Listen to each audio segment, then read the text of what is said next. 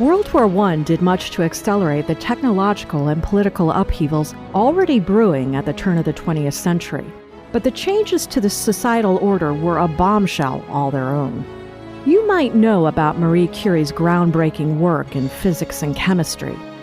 But did you know that Curie and her daughter personally led a corps of intrepid women who delivered portable X-ray devices to the front lines?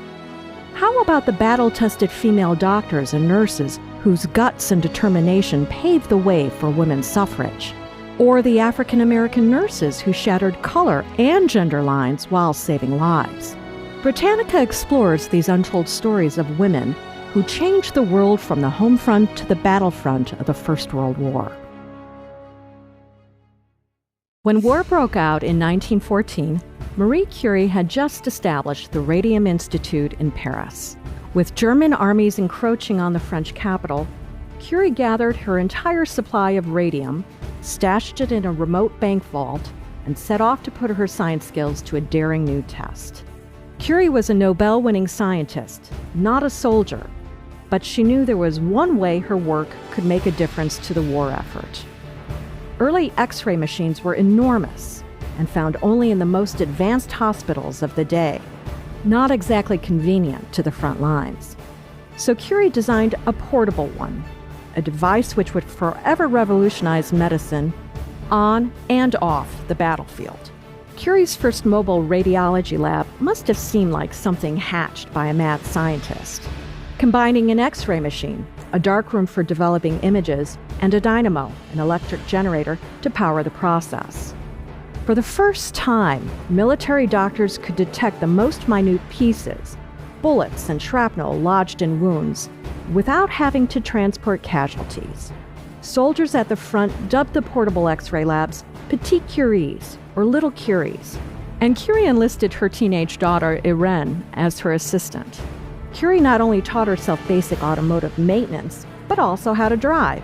She soon had a fleet of 20 Petite Curies servicing the front lines. As the cars were useless without trained technicians, Curie personally trained at least 150 women in the fundamentals of radiology, anatomy, car repair, and photo processing. After the Western Front stabilized, Curie established some 200 radiological labs in battlefield hospitals. Thanks to her determination, an estimated 1 million Allied soldiers would receive X-rays during the war, saving untold lives in the process. In the years after the war, the portable X-ray unit underwent significant advances, and it remains a fixture of battlefield hospitals to this day. Mabel St. Clair Stobart was a product of the British upper classes. Like other suffragettes of her day, she felt strongly that women should be afforded the same rights as men.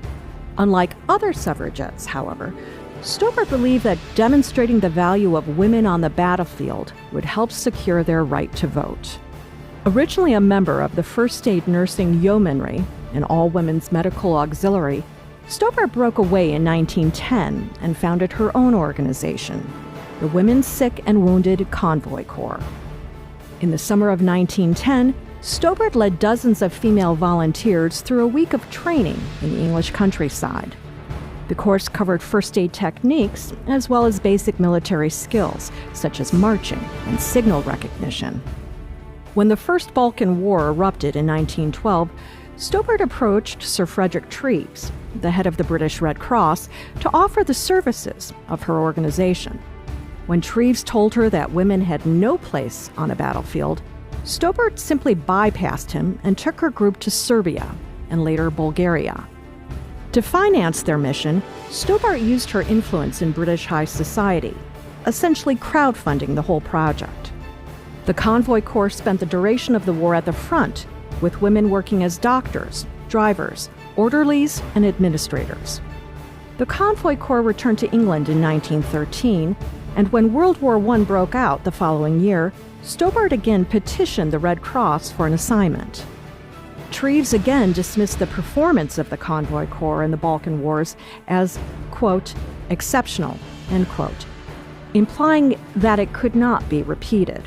Stobart later wrote that, quote, action is a universal language which all can understand, end quote. Once again, She simply sidestepped trees and made her own arrangements. Stobert's troops served first in Belgium and then in Serbia. She was commissioned as a major in the Serbian army, becoming the first woman to hold that rank in a national armed force. When German forces broke through Serbian defenses, she led her unit and a column of refugees over 200 miles of mountainous terrain to safety in Albania. After Stobart returned to England, her wartime heroics were widely publicized, and she took the opportunity to continue speaking up for women's rights. By the end of the war, the United Kingdom had passed a law that gave some women the right to vote, and full suffrage came not long after. When the U.S. Army Nursing Corps was established in 1901, its ranks were limited to white women. But during World War I, the increased need for medical services led the Army to admit a number of African American nurses. One of them was Aileen Cole Stewart. Stewart first received recognition in 1918 when she helped the Red Cross monitor the Spanish influenza pandemic in West Virginia. Miners were key to any war effort for the precious fuel they provided for an army. Keeping them healthy became a top priority. Stewart went to work in Bretz, a small town in northeast West Virginia, where she monitored the health of some 20 families.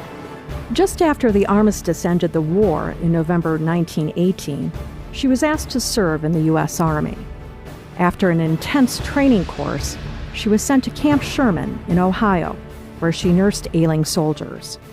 Though it would be another 3 decades before the Nurse Corps became fully and permanently integrated, Stewart and her fellow African American nurses proved that all women were capable of serving their country with honor. Marie, Mabel, and Aileen weren't the only heroines of World War I, but their stories remind us of how the horrors of a conflict on that scale, the likes of which the world had never seen, brought out the best and the brightest of every part of society, especially those who hadn't been given the chance before.